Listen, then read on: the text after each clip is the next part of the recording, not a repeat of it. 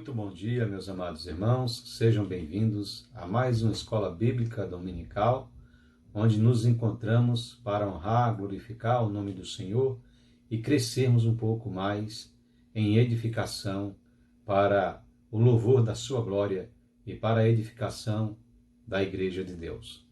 Obrigado pela vida do irmão, obrigado por nos encontrarmos aqui, mesmo que virtualmente, sabedores de que logo mais, em nome de Jesus, nós voltaremos a nos reunir na igreja.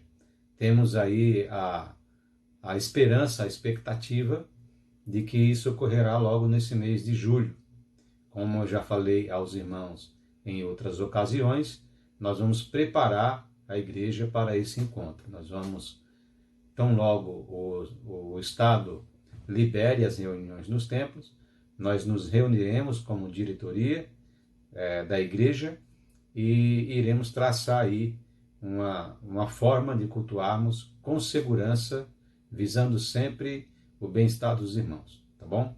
Então ore para que isso aconteça o mais breve possível. E falando em oração, eu quero pedir aos irmãos que continuem orando pela nossa amada irmã Antônia. Ela continua hospitalizada, seu estado é grave. O rim da irmã está parado e a gravidade da sua saúde é em razão dessa paralisação do rim, porque a glicemia dela está boa, a pressão arterial está boa, a oxigenação também está boa, mas o rim não tem respondido. E tem também a questão da calcificação do pulmão, que também não tem respondido, né? Então a situação da nossa irmã é uma situação muito delicada. Ela ficou doente justamente num período difícil para todos nós, né? Para a sociedade em geral, com relação a esse Covid aí, né? A irmã Antônia já tinha de muito tempo problema pulmonar e ela já estava com o pulmão calcificado. Essa situação veio somente a piorar. Então, os irmãos, por favor, orem em favor, continue orando em favor da nossa irmã. Nós agradecemos como família a oração de cada irmão, a mensagem que cada irmão enviou de esperança, de apoio, e glorificamos a Deus por sua vida, mas nós devemos continuar orando aí pela vida da nossa irmã, para que seja feita em sua vida a vontade do Pai, que é sempre boa, agradável e perfeita, né? Nós vamos orar agora, em seguida voltaremos com mais uma lição da EBD, hoje com a lição de número 11 da nossa revista, e o capítulo 1 ainda da carta do apóstolo Paulo à igreja de Colossos, ok? Então nós vamos passar a palavra, vamos orar, passar a palavra para a equipe de louvor e em seguida nós retornaremos. Oremos. Pai de amor, nós te agradecemos, Senhor Deus, por estarmos em tua presença. Queremos, ó Pai, engrandecer o teu santo nome, te glorificar e te pedir, ó Pai, que o teu Santo Espírito nesse instante possa preparar as nossas mentes, os nossos corações, para recebermos de bom grado a Tua palavra. Pai de amor, nós te suplicamos, Senhor, pela vida da nossa amada irmã Antônia, Senhor Deus, para que Tu possas, Senhor Deus, fazer um milagre em sua vida, ó Pai, se assim for da Tua vontade. Ó Senhor, que Tu possas derramar a Tua graça sobre a vida da nossa irmã, que Tu possas, Senhor Deus, abençoar cada um dos filhos, cada um dos familiares, dando e concedendo a cada um a esperança, Senhor Deus, a tranquilidade, ó Pai, e o conforto que somente o Teu Santo Espírito pode conceder. Senhor, nós sabemos que não existe palavras que possa confortar num instante como esse, mas nós sabemos, Senhor Deus, que através do Teu Santo Espírito, Tu podes, Senhor Deus, conceder a cada um, Senhor Deus, dos filhos, dos familiares, a cada um de nós, ó Pai, a tranquilidade, ó Pai, a fé, a certeza, Senhor Deus, que excede todo o entendimento. Nos abençoa, continua nos guardando em Teu nome, é o que nós te suplicamos, desde já agradecidos. Amém. Então, a equipe de louvor tem a palavra. Logo mais, então, nós voltaremos com mais um capítulo da Escola Bíblica Dominical. Até mais, meus irmãos. Bom dia, meus irmãos. Graça e paz a todos que estão em casa aí. Que Deus abençoe a cada um, a cada família que está nos assistindo nessa manhã. Que você possa ter um domingo abençoado na presença do Senhor. Convido você agora a louvar ao Senhor juntamente conosco com essa canção linda que nós vamos cantar agora, que chama Pra Te Adorar.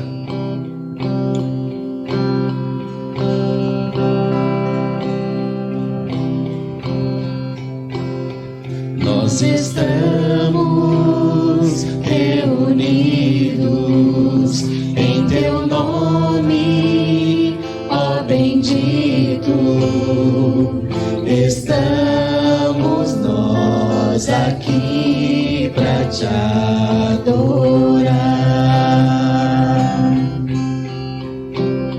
No Calvário nos amastes, com Teu sangue nos comprastes.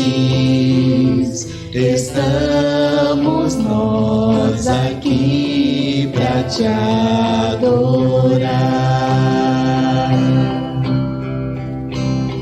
Pra Te adorar. Pra Te adorar.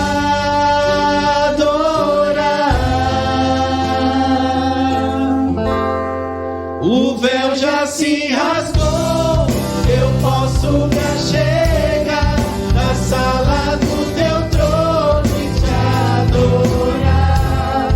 Eu ergo as minhas mãos em adoração, Santo é o Senhor. Nós estamos reunidos em Teu nome, ó bendito. Estamos nós aqui pra Te adorar. No Calvário nos amastes, com Teu sangue nos comprastes. Estamos nós aqui pra Te adorar. Aí onde você estiver, cante. Pra Te adorar. Pra Te adorar.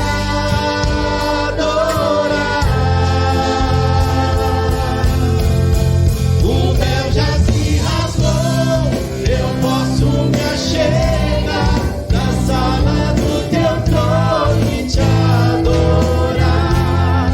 Eu ergo as minhas mãos em adoração, Santo é o Senhor. O véu já se rasgou, eu posso me achegar na sala do Teu trono e Te adorar. Eu ergo as minhas mãos em adoração, Santo é o Senhor. Santo é o Senhor. Santo é o Senhor.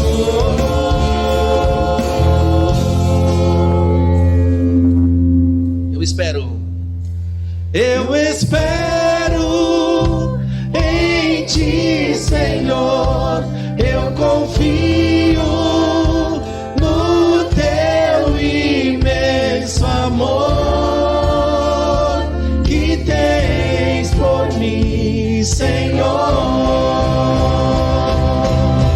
Cante, eu espero em Ti, Senhor. Eu confio no Teu imenso amor que tens por mim, Senhor. Pra Te adorar, pra Te adorar, pra Te adorar,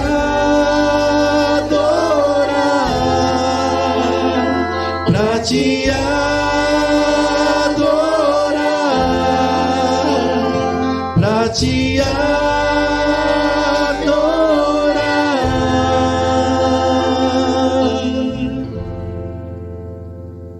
tenho certeza, se você estivesse aqui na igreja igual nós estamos aqui, você ia querer cantar essa outra parte que fala que o véu já se rasgou. Vamos cantar? O véu já se rasgou, eu posso me achegar na sala do teu trono e te adorar.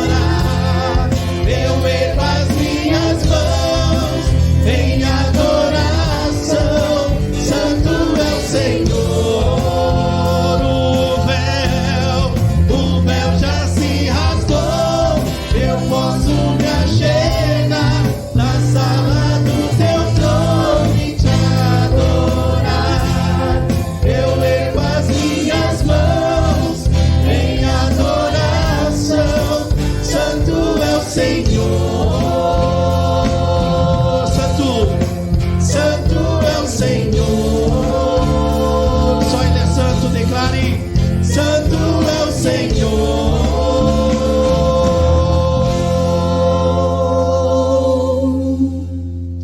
Glorificado seja o nome de Jesus nessa manhã.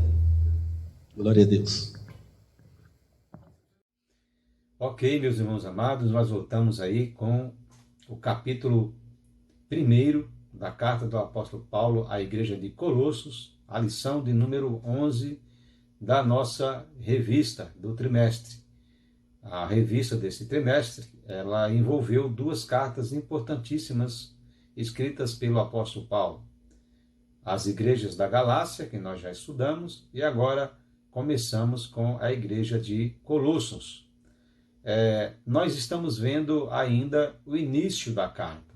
Eu disse a semana passada aos irmãos que nós vamos trabalhar bastante a questão da doutrina.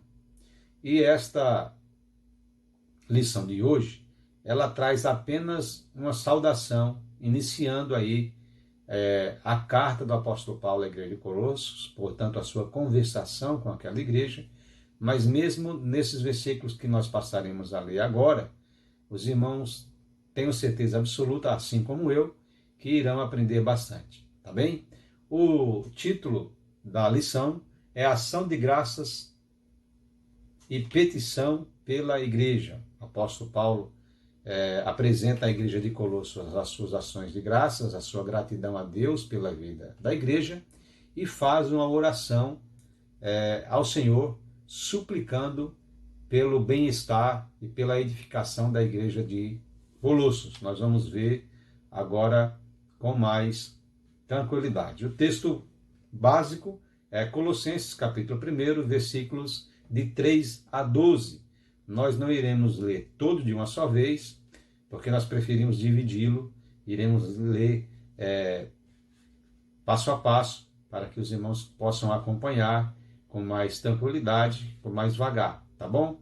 O texto-chave é o versículo 9 do capítulo 1, que nos diz assim: Por esta razão, também nós, desde o dia em que o ouvimos, não cessamos de orar por vós e de pedir que transbordeis de pleno conhecimento da sua vontade em toda a sabedoria e entendimento espiritual. Cabe aqui uma explicação deste versículo 9. Paulo diz assim: por esta razão também nós, desde o dia que o ouvimos. De quem Paulo está falando? Quando ele diz de quem o ouvimos. O apóstolo Paulo está falando de Epáfras, que encontrou Paulo em Roma, onde ele estava encarcerado, foi fazer uma visita a Paulo e relatou a Paulo a situação da igreja de Colossos, dando conforto a Paulo no tocante ao bem-estar da igreja, ao esforço dos irmãos, ao amor que aquela igreja desenvolvia, a fé que aquela igreja desenvolvia e também a prática da sã doutrina. Mas também trouxe ao apóstolo Paulo uma grande preocupação, que foi a infiltração de falsas heresias dentro da igreja, que nós vamos ver a partir da semana que vem. Tá certo? Como eu já havia prometido, nós vamos estudar bastante sobre doutrina. Mas no primeiro capítulo, Paulo envolve a sua carta, expressa, ele relata, verbaliza a sua gratidão a Deus pela vida da igreja e postula a Deus que continue abençoando a igreja para que ela continue sendo fonte de bênção. Ok? Então nós vamos começar aí com o nosso alvo de hoje, que comumente são 3. Vamos lá. Conhecer os elementos imprescindíveis à oração. Desejar uma vida de oração com súplicas e agradecimentos. Orar agradecendo e pedindo um pelos outros.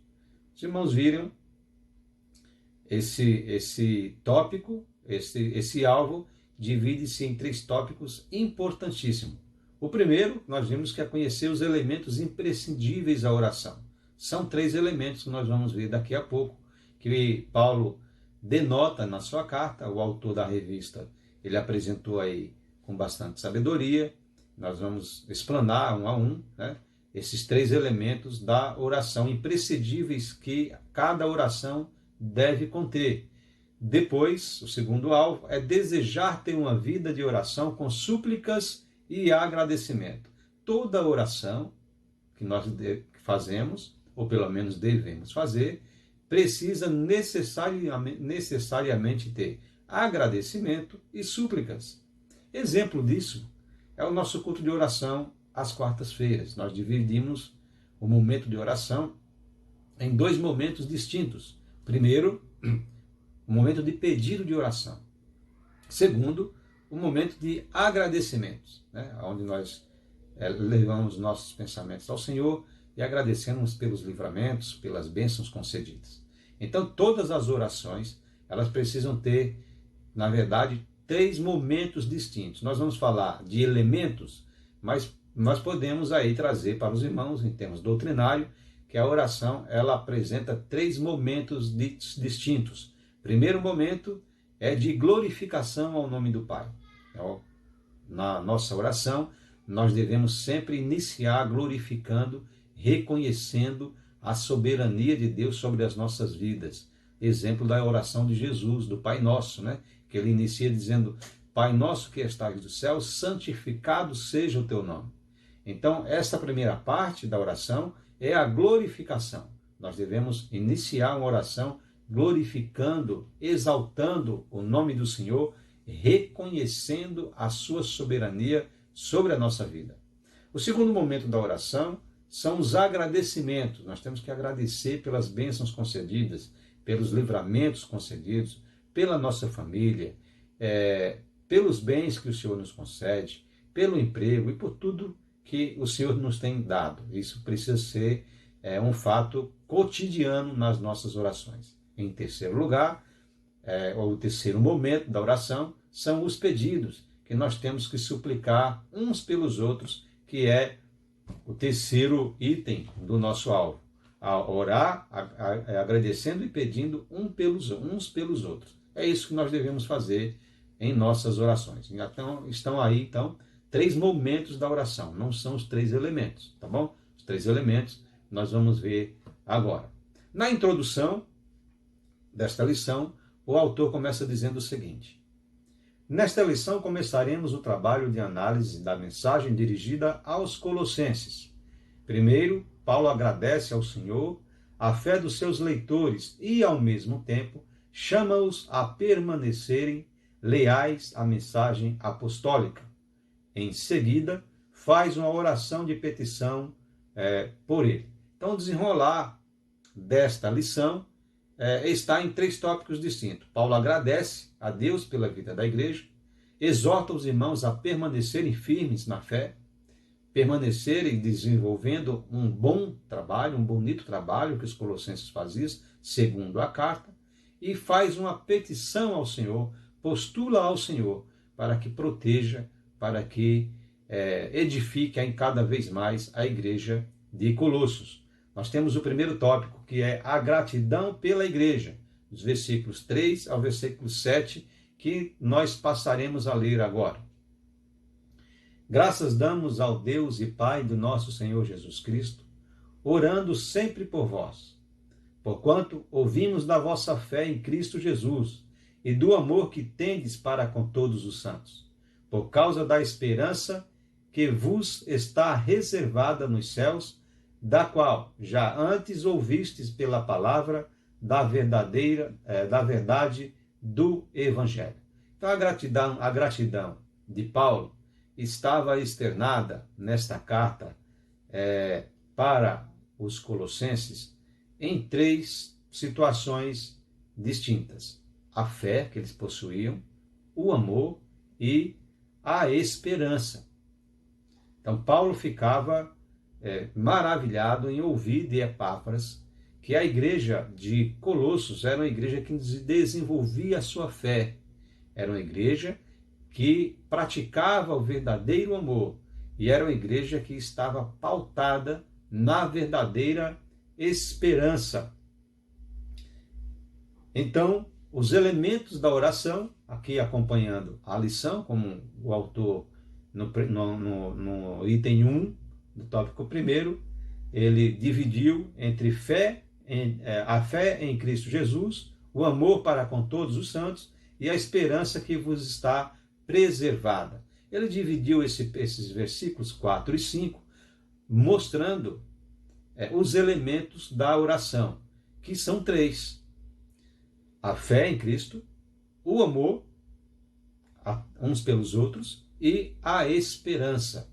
E aí eu gostaria de falar um pouquinho aos irmãos com relação sobre esses elementos. O amor, nós não temos nem o que dizer, né?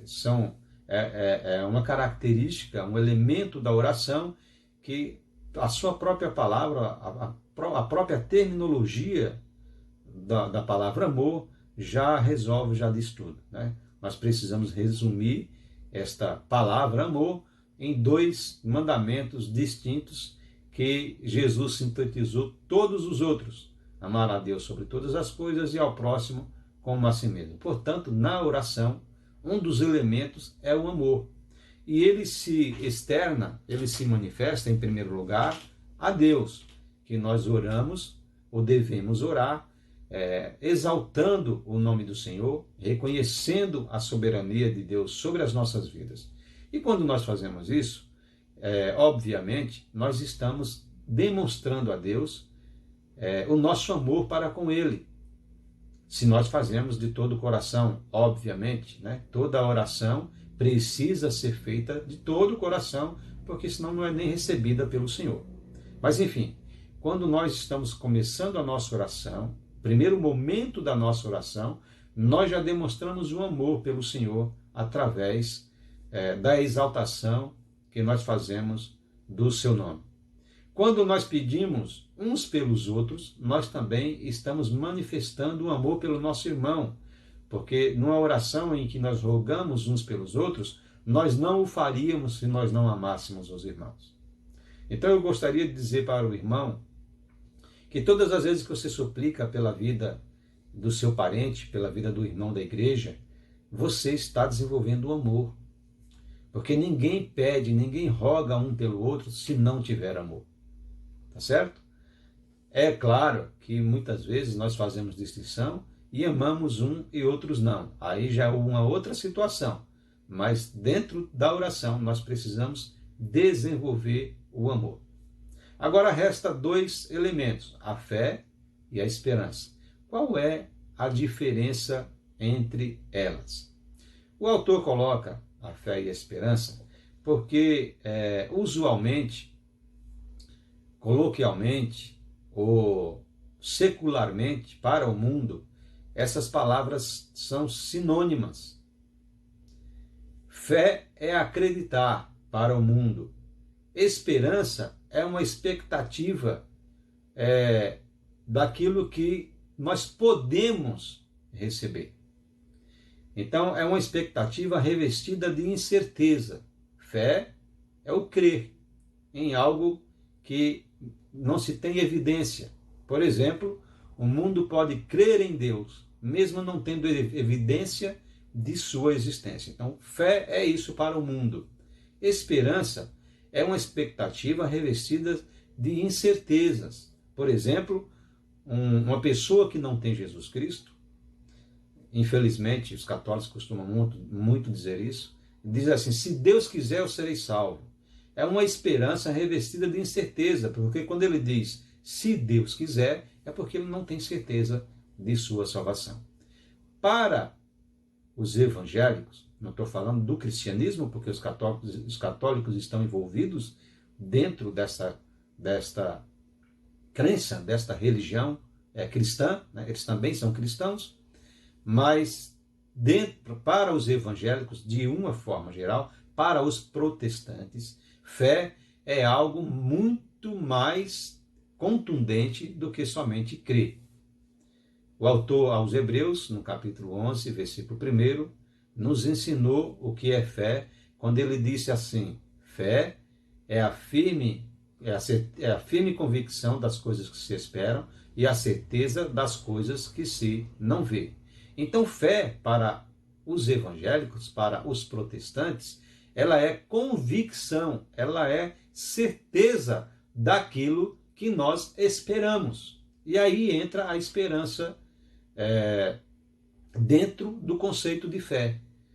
Porque, embora não seja fé, ela faz parte desse contexto de fé. Porque fé é a firme convicção das coisas que se esperam. E se eu espero, eu tenho esperança de receber. Só que a esperança que nós temos como protestante, como cristão, também é diferente da esperança que o mundo possui. Porque nós possuímos uma esperança com a convicção de que vamos receber. Vou dar um exemplo para que fique um pouquinho mais claro para os irmãos.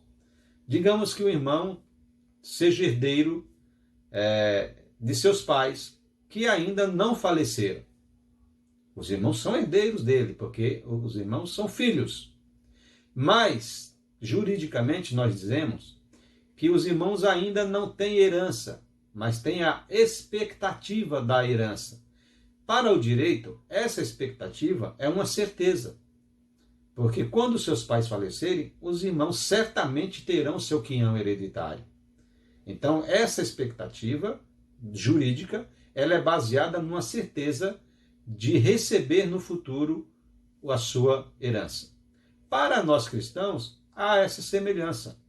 A nossa esperança está baseada numa certeza de que um dia, quando nós encontrarmos o nosso Senhor, nós estaremos recebendo efetivamente a salvação. Nós temos a expectativa baseada, portanto, numa certeza de que nós somos salvos. Nós já somos salvos em Jesus Cristo. Contudo, ela só vai se consumar ou quando nós formos arrebatados ou quando nós morrermos. Mas essa certeza, ela já existe, assim como, por exemplo, a expectativa de um herdeiro. Entenderam? Fé é a firme convicção das coisas que não se veem e a certeza das coisas que não se veem e a convicção das coisas que se esperam. E esperança é a expectativa fundamentada na certeza. Tá bom? Espero que eu tenha ajudado os irmãos aí em relação a essa diferença de fé e esperança, tá? Então, os elementos da oração: fé, amor e esperança. É isso que nós aprendemos é isso que o autor quis nos mostrar. O item 2 do tópico 1, por uma igreja que ouviu o verdadeiro evangelho. E aí nós vamos para o versículo 6, que nos diz assim: que já chegou a vós, como também está em todo o mundo, e já vai frutificando, como também entre vós, desde o dia em que ouvistes e conhecestes a graça de Deus em verdade. Paulo está falando agora, está agradecendo a igreja de Colossos por ter reconhecido a palavra verdadeira, o evangelho da verdade, este que eu e você servimos. Este é o evangelho da verdade, porque é um evangelho baseado na ressurreição de Jesus Cristo. É um evangelho baseado na salvação que o Senhor Jesus nos garantiu na cruz. E ele traz aí esse tópico 2, dividido em 3 momentos. Ele é a palavra da verdade, chegou a todo mundo esse evangelho, chegou a todo mundo através do evangelho, através do trabalho de missões, e está produzindo fruto e crescendo. O evangelho, ou a religião cristã, foi a religião, e aí eu estou falando de todas as denominações, inclusive a católica, foi a religião que mais cresceu no mundo desde a sua fundação por Jesus Cristo. Então, ela é uma religião em que ela toma lugar praticamente em todo o mundo. Existem alguns países que ainda são proibidos, mas tudo tem o seu momento, que nós já sabemos, não é? Vamos avançar. Os irmãos já pensaram, ou já pararam para pensar, quantas vezes os irmãos dobram o seu joelho, às vezes os irmãos oram, independente da posição, uns pelos outros? Quantas vezes, irmãos, vocês já oraram pela sua igreja? Quantas vezes nós já agradecemos a Deus pela vida da igreja que você tem? Os irmãos já pensaram o que é a Igreja Batista Getsemane? E eu vou trazer aqui aos irmãos algumas características da Igreja Batista Getsemane, que não é perfeita, obviamente, tem os seus problemas, mas umas características que nos denota em relação a outras. Por exemplo, o amor. Nós somos uma igreja família. Somos uma igreja que adoramos nos abraçar, adoramos nos beijar, adoramos nos reunir, nos confraternizar, adoramos participar de campanhas para ajudar o nosso próximo, para ajudar as pessoas mais necessitadas. Esta é a Igreja Batista Getsemane.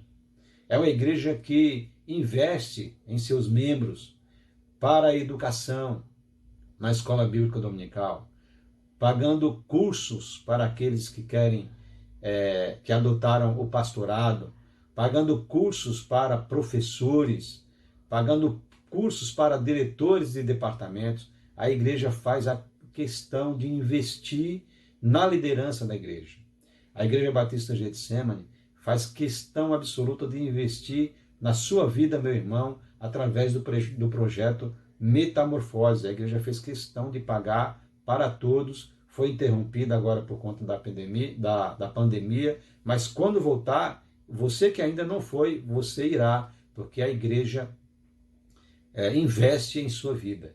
A Igreja Batista Getsemane talvez seja uma das únicas, conheço mais uma, que concede ao membro um seguro de vida e um seguro funerário concomitantemente. E nós fazemos isso, irmãos, porque nós amamos e zelamos por sua vida. Então para pensar, quantas vezes você já orou pela sua igreja, agradecendo a Deus pela sua igreja e pedindo a Deus que edifique cada vez mais a vida da igreja. Reflita nessa situação. O tópico, o item 2, a oração pela igreja, vai demonstrar a oração que Paulo fez a partir do versículo 9, que nos diz assim: por esta razão, nós também, desde o dia em que o ouvimos, não cessamos de orar por vós, de pedir que sejais cheios de conhecimento da sua vontade, em toda sabedoria e inteligência espiritual, para que possais andar dignamente diante do Senhor, agradando-lhe em tudo, frutificando em toda boa obra e crescendo no conhecimento de Deus, fortalecidos em todo o poder, segundo a força da sua glória, em toda a paciência e longanimidade com gozo. Paulo traz aqui 5 características importantíssimas, faz 5 pedidos dentro da sua postulação, dentro do seu pedido ao Senhor. O primeiro é que a igreja de Colossenses seja plenamente revestida da vontade de Deus, que eles alcancem o pleno conhecimento da vontade de Deus, que é sempre boa, perfeita e agradável. Nós devemos estar sempre buscando a vontade de Deus para a vida da igreja. Por isso que nós trabalhamos com tanto zelo, com tanta dedicação, com tanta transparência, para que a gente não venha de forma nenhuma vacilar ou pecar diante do Senhor. B, uma vida de modo digno do Senhor.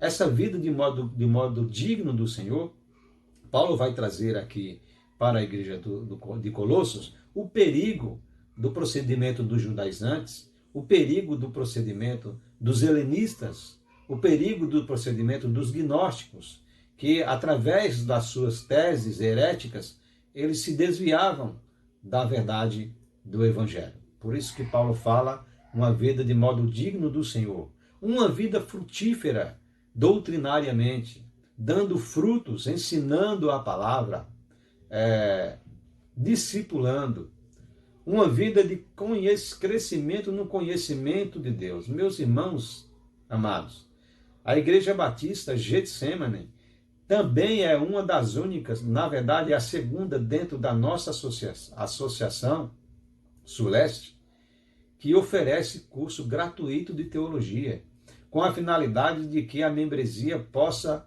alcançar o crescimento espiritual no conhecimento da palavra de Deus. Não perca essa oportunidade, irmão. Se você puder, participe, porque o curso de teologia existe para que você cresça em espírito e em verdade e trabalhe para o engrandecimento da igreja. O fortalecimento com todo o poder, uma vez que você tem crescido espiritualmente no conhecimento do Senhor, com certeza você vai crescer com todo o poder. Versículo 12.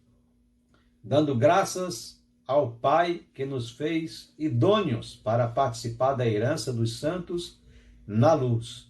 No item 2, do tópico 2, o autor diz a gratidão da igreja. Paulo pede que os colossenses tenham espírito agradecido pelas razões a seguir. Quais são as razões que Paulo suplica aos colossenses que seja agradecido a Deus? Primeiro, foram feitos idôneos. Isso quer dizer que eles participam de uma igreja que é idônea ao Senhor, uma igreja que pauta e zela pela conduta espiritual e não pela conduta religiosa. Eu dou graças a Deus, particularmente, sei que os irmãos também o fazem, porque a Igreja Batista Getsemane zela pela vida espiritual. Nós nos preocupamos muito com isso, meus irmãos. E eu convido você a refletir sobre essa verdade. Nós às vezes nos tornamos até chatos em querer que a igreja siga na doutrina e martela em doutrina, insiste em doutrina, mas isso é para a edificação da vida do irmão e da igreja. Paulo diz que uma forma de nós agradecermos a igreja de Colossos ser também agradecida, é porque ela tem parte na sua herança. Cada um de nós temos parte na herança divina, porque nós somos herdeiros do Pai. E o fato de nós sermos herdeiros do Pai, herdeiros de Cristo, herdeiros da salvação, nos garante a certeza de que um dia estaremos lá na glória com o Senhor, para a honra e glória do Senhor Jesus. C. Recebem a herança dos santos na luz. Meus irmãos, antes de morrer, nós já recebemos a herança do Senhor em vida. Nós já recebemos a nossa salvação em vida. A certeza da salvação já nos é dada em vida, graças a Deus, aleluia por isso. E nós temos uma igreja que nós podemos nos reunir, e em cada reunião nós desfrutamos de um pedacinho do céu. Porque Jesus disse assim: onde estiverem 2 ou 3 reunidos em meu nome, ali eu estarei. Todas as vezes que nós nos reunimos, nós estamos num pedacinho do céu diante do Senhor. Então, irmãos, ore, invista tempo na oração, agradecendo a Deus pela vida da igreja e pela vida do seu irmão. O autor conclui essa lição dizendo o seguinte: hoje aprendemos que Paulo deu graças pelos crentes de Colossos e logo pediu por eles. Ele dá graças e faz sua petição por todos. Os colossenses haviam progredido espiritualmente, mas podiam alcançar maior progresso. Paulo agradece e pede por eles. Essa união de gratidão e petição é um excelente modelo de oração cristã. Irmãos, eu quero compartilhar com os irmãos aqui, não querendo jogar confete, nem engrandecer ninguém, mas eu quero compartilhar uma experiência de crescimento espiritual com os irmãos. No ano passado, nós terminamos uma turma de teologia, em 2019. de um curso básico de teologia. Grande parte desses irmãos, quase todos os irmãos que fizeram o curso básico de teologia, estão fazendo o curso médio em teologia. O que é que isso nos mostra? Isso nos mostra que os irmãos têm prazer em crescer em conhecimento espiritual, em conhecimento da palavra. Os irmãos querem estar preparados para responder com mansidão e temor à razão da esperança que há na vida deles, de acordo com o que ensinou Pedro na sua Epístola Universal. Nós precisamos estar preparados. Paulo disse a Timóteo, 2 Timóteo 2,15, que nós devemos nos apresentar a Deus como obreiro aprovados, que não temos do que nos envergonhar e que maneja bem a palavra da verdade. Essas três características do obreiro aprovado diante de Deus, elas são importantíssimas, mas elas só podem ser alcançadas se nós trilharmos pelo pleno conhecimento da palavra de Deus, se nós buscarmos o conhecimento pleno de Deus. Aí será possível nós sermos um obreiro aprovado. O apóstolo Paulo escreve à igreja de Éfeso no capítulo 4, a partir do versículo 11, e no versículo 13 ele diz: até que todos cheguemos à unidade da fé, ao pleno conhecimento do Filho de Deus, à medida da estatura completa de Cristo, para que não sejamos mais meninos inconstantes, levados em roda pelo engodo dos homens que com astúcia enganam fraudulosamente. É isso que Paulo queria dizer também para a igreja de Colossos. Vocês têm fé, vocês têm amor, vocês têm esperança. Vocês são a igreja que ora um pelos outros, que amam e que zelam pela fé, pela doutrina. Mas vocês podem fazer mais. Nossa igreja tem um grupo grande de irmãos que participam do curso de teologia, mas nós podemos fazer mais, irmãos. Nós podemos nos preparar mais, tá bem? Então esta é a nossa palavra de hoje para os irmãos. Esperamos que os irmãos tenham gostado. Domingo que vem nós continuamos com a carta de Paulo aos Colossenses. Que Deus possa abençoar ricamente a vida dos irmãos. E logo mais à noite nós voltaremos aí para louvar ao Senhor. Amém? Vamos orar. Em seguida, nosso irmão Ezequiel, a equipe do louvor, tem uma participação e nós encerramos a nossa EBD de hoje. Oremos. Pai de amor, muito obrigado, Senhor Deus, por estarmos diante de Tua presença, Senhor Deus, para aprendermos, ó Pai, qual seja a boa, agradável e perfeita vontade do Senhor. Obrigado, Senhor Deus, por nos ensinar os momentos e os elementos da oração. Nos abençoa para que possamos continuar assim como a igreja de Colossos, crescendo e nos edificando em doutrina, Senhor Deus, para a honra e glória do Teu santo nome. Em nome de Jesus, amém. Os irmãos voltem logo mais para que nós possamos aprender um pouco aí com o culto de adoração. Tá bem? Um beijo no coração dos irmãos. Até mais à noite.